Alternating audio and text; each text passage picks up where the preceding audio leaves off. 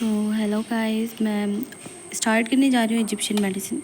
मैंने आपको पहले ही बोले थे कि मैं सबसे पहले यही स्टार्ट करके बताऊँगी, बिकॉज़ ये सबको बहुत ही ज़्यादा डिफ़िकल्ट लगता है। तो मैं सबसे पहले अपना नॉर्मली लैंग्वेज में बताऊँगी एक पैराग्राफ, देन उसके बाद आपको इसमें जो लिखे हुए हैं ना लाइन्स वो बताऊँगी। तो सबसे पहले मैं आपको बताती हूँ इंट्रोडक्शन में कोई भी मेडिसिन हम लोग पढ़ेंगे ना, तो सबसे पहले उसके लिए इंट्रोडक्शन हमें देना ज़रूरी है। ये हमारा एक तरीके से अट्रैक्टिव पॉइंट होता है। ओके, तो हम लोग जब भी कोई भी मेडिसिन पढ़ेंगे तो उसके इंट्रोडक्शन में हमें सिर्फ और सिर्फ उसकी बखान करनी है, तारीफ़ें करनी है। एक तरीके से कहो तो झूठ बोलना है कि हाँ ये बहुत अच्छा था, ये था, वो था। फेक लेना है, उसके बारे में कितना फेक सकते हो। देन उसके बाद अब मैं स्टार्ट कर रही हूँ इजिप्शियन मेडिसिन के बारे में। तो इजिप्शियन मेडिसिन लिटरली आप इसका नाम सुनो तो आपको क्या दिमाग में आता है? इसको मिस्री तिब्बी कहते हैं। तो मिस्र के बारे में सबसे पहले लोगों के दिमाग में आता है कि वहाँ पे पिरामिड्स थे, जो कि एक तरीके से कब्र जो होती है वो पिरामिड्स पे कन्वर्टेड है। एंड तो उसमें लोग, वहाँ के लोग क्या करते थे, ममीज़ बना के उन्हें ताबूत में बंद करते थे, राइट। सो वो सब चीज़ें दिमाग में आती हैं। तो सेम चीज़ें यहाँ पे उसके इंट्रोडक्शन में भी है। लाइक मैं बता रही हूँ अपने लैंग्वेज में, देन ये लाइन्स बताऊँगी। तो इंट्रोडक्शन में सीधा ये है कि हाँ, ये इजिप्शियन सिविलाइजेशन जो है बहुत ही पुरानी और बहुत ही फेमस सिविलाइजेशन है पूरी दुनिया की।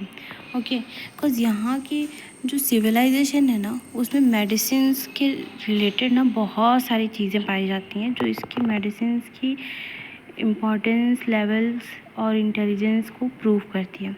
सबसे पहला तो हमें मिलता है, आप जैसे जानते हो, पिरामिड्स। ओके, वो जो पिरामिड्स है ना, वो एक तरीके से कब्र है।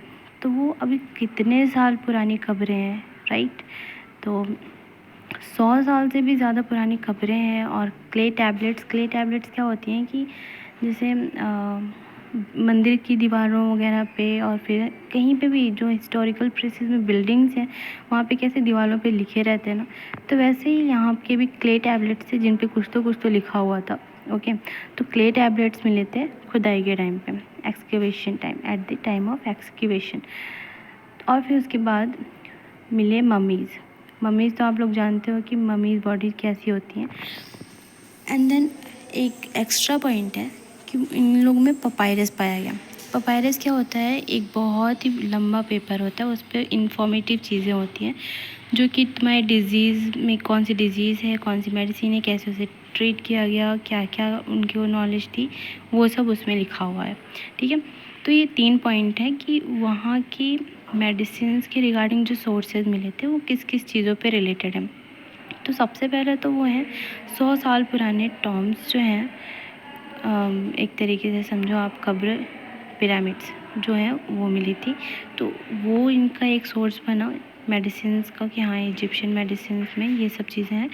एंड देन उसके बाद बना क्ले टैबलेट्स, उसके बाद पपायरस एंड ममीफाइड बॉडीज़। और ये जो मिला ना, इसकी वजह से हमें मालूम पड़ता है कि हाँ ये लोग कितना डेप्थ नॉलेज रखते थे किसी चीज़ के बारे में, और उनकी इंटेलिजेंस के बारे में पता चला। क्योंकि बिकॉज आज भी वो पिरामिड्स बिल्कुल वैसे के वैसे हैं, कैसे बनाया। देन क्ले टैबलेट्स पे उन लोगों ने जो चीज़ें लिखी और पपायरस के अंदर जो चीज़ें लिखी उन्होंने, वो सारी चीज़ें गलत नहीं थी, रिसर्च करके लिखी थी उन लोगों ने, तो वो सारी चीज़ें सही थी। सो मैं अभी जो मैंने समझाया वो मैं बताती हूँ। जो मैंने समझाया ना वो सिर्फ इतना है। तो यहाँ पे लिखा है शॉर्ट्स में, Egyptian medicine one of the famous ancient civilisation all over the world. जैसे मैंने बताया है उसी को मैं अब इंग्लिश में कन्वर्ट करके बता रही हूँ। और फिर सेकंड में lots of sources regarding this civilisation, बहुत सारे सोर्सेज हैं इस सिविलाइजेशन के रिगार्डिंग। सबसे पहला 100 of years old pyramids of Egyptian tomb. Second है clay tablets found at excavation time, papyrus and mummified bodies. और ये सब जो मिला ना, ये क्या पॉइंट आउट करता है उनकी डेप्थ नॉलेज के बारे में, और एक्सपेरिमेंट इन डिफरेंट फील्ड, कि उनको कितना डेप्थ नॉलेज थी किसी चीज़ के बारे में, और उनके जो एक्सपेरिमेंट्स थे हर फील्ड में, उसके बारे में हमें बताता है ये सारी चीज़ें।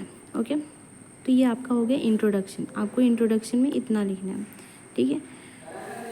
एंड देन उसके बाद ये जो हिस्टोरिकल रेफरेंसेस है, ये एक तरीके से यही चीज़ है।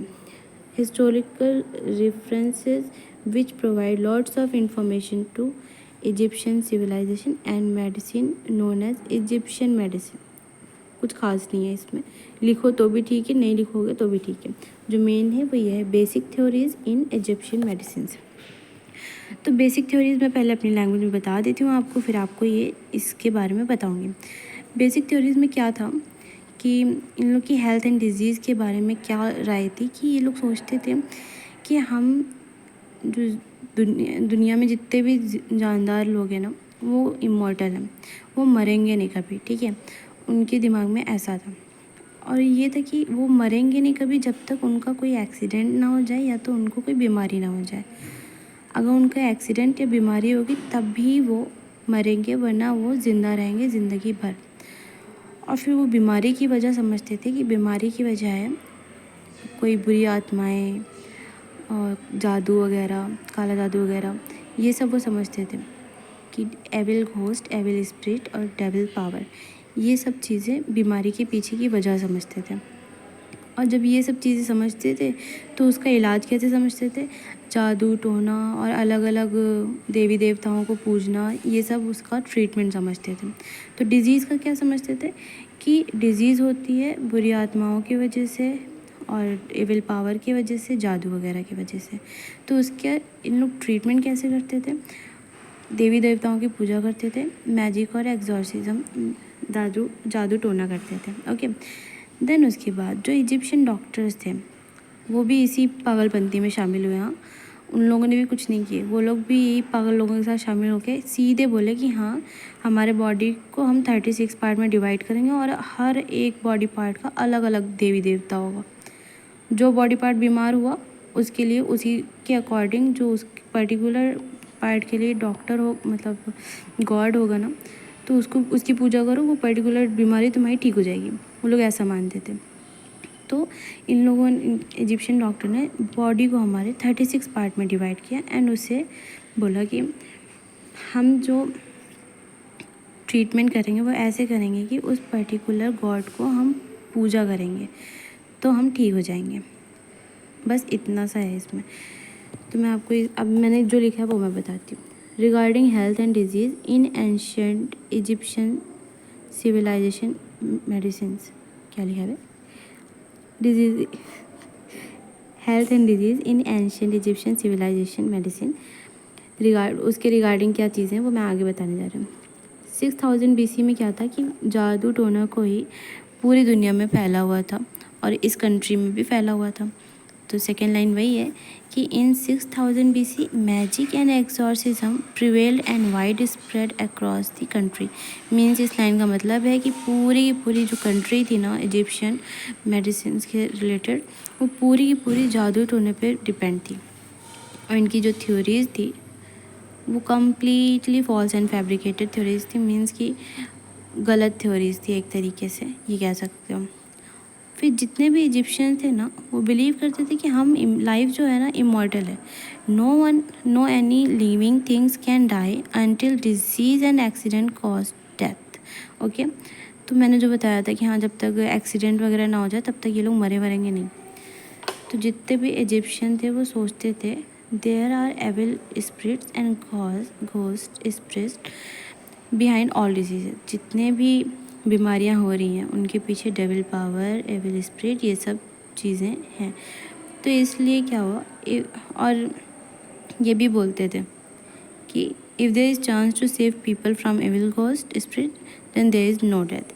मीन्स कि अगर जैसे कि हम तो इमॉर्टल हैं, और अगर इमॉर्टल हैं तो मरेंगे तभी जब तक हमें एक्सीडेंट और कोई डिजीज़ नहीं होगी, तब तक हम मरेंगे भी नहीं। तो जब मरेंगे नहीं तो उसके पीछे अगर डिज़ीज़ हो रही है तो क्यों हो रही है, ये एविल घोस्ट वगैरह की वजह से हो रही है। और एविल घोस्ट से हम लोग अगर बच सकते हैं तो हमारी डेथ भी नहीं होगी, इनका ऐसा कहना था। ठीक है, फिर जो मैंने आगे बताया बॉडी पार्ट्स को जो डिवाइड किया है, तो वो आगे नेक्स्ट हेडिंग है हमारी मोड्स ऑफ ट्रीटमेंट। तो मोड्स ऑफ ट्रीटमेंट में ये कहा गया कि ये तो जाहिर सी बात है, it is obvious if evil power, evil ghost, spirit were considered main cause of disease, then people should be treated by magic and exorcism. Means कि अगर ये लोग बीमार हो रहे हैं एविल पावर, एविल घोस्ट की वजह से, तो इन लोग ट्रीट कैसे होंगे? मैजिक एंड एक्सॉर्सिज्म से। तो इस वजह से ये जो इजिप्शियन डॉक्टर थे ह्यूमन बॉडी को डिवाइड किए 36 पार्ट में, और वो बिलीव करते थे कि ईच बॉडी पार्ट का एक खुद का एक प्रोटेक्टर है, मुहाफिज। ओके, जैसे मैंने बताया था कि एक एक बॉडी पार्ट का एक एक तुम्हारा गॉड एंड गॉडेस है, जिसकी ये लोग जब पूजा करेंगे तो वो बॉडी पार्ट ठीक हो जाएगा। उसके आगे की लाइन है, believe that evil ghost power mainly responsible for disease, so many gods were worshipped for treatment in ancient Egyptian medicine. वही चीज़ें जो मैंने अभी बताया आपको। अगर कोई बीमार पड़ता है, if anyone ill, god of such disease was worshipped by people. जो मैंने आपको हिंदी में छोटे में बताया वही इसको बार बार घुमा घुमा के वो लिख रहा होता है ताकि आंसर आपका बड़ा हो जाए। ओके, देन आता है इसी के आगे कि ये लोग जितने गॉड वगैरह को मानते तो उनमें से सबसे अच्छा गॉड इन लोग के लिए कौन था। तो हमारा आता है इमोतेप के बारे में, जो मैं आपको नेक्स्ट वीडियो में बताऊंगी। अभी के लिए इतना काफ़ी है, बिकॉज वीडियो बड़ी हो जाएगी एंड आप लोग के ऊपर बर्डन पड़ जाएगा। ओके, मैं आपको इसके PDF क्या प्रोवाइड करूँगी, आपको नोट्स प्रोवाइड कर दूँगी पिक क्लिक करके। Okay, bye bye.